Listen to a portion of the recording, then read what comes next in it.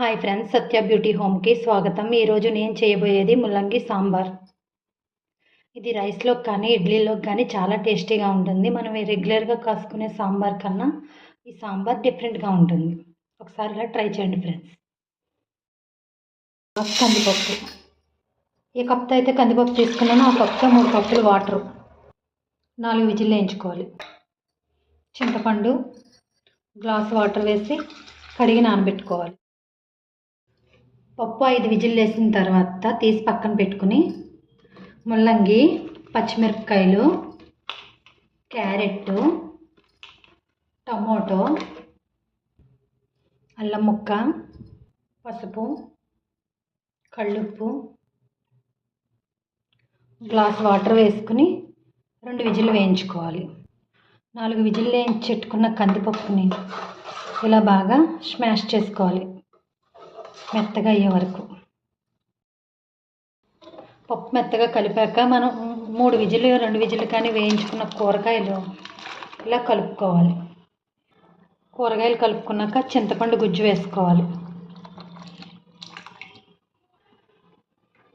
అన్నీ వేసి ఒకసారి అడుగు నుంచి కలుపుకోవాలి. చిన్న బెల్లం ముక్క, కరివేపాకు, కొంచెం కొత్తిమీర,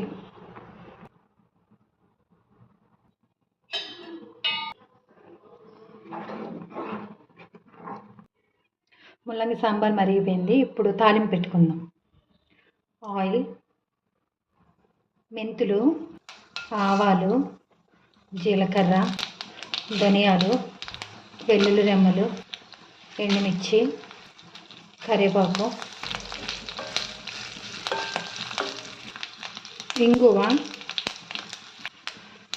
సాంబార్ పొడి, 1 స్పూన్ కారం.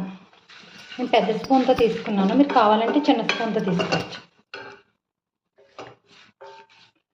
అన్నీ ఇలా బాగా పచ్చివాసన పోయి వేగే వరకు ఉంచుకోవాలి.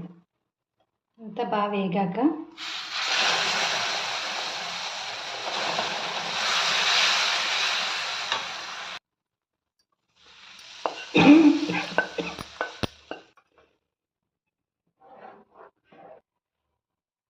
ఇంతేనండి, సాంబార్ తాలింపు పెట్టేసాను. ముల్లంగి సాంబారు. దీని టేస్ట్ అంతా తాలింపులోనే ఉంటుంది.